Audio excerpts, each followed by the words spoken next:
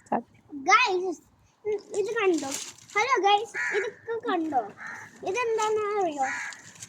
ഇത് ചോറ്, ഇത് പപ്പടം, ഇത് മീൻ. ഇതെന്താണ്? ഇഡ്ലി. ഇത് ലഡ്ഡു. ഇത് ലഡ്ഡു.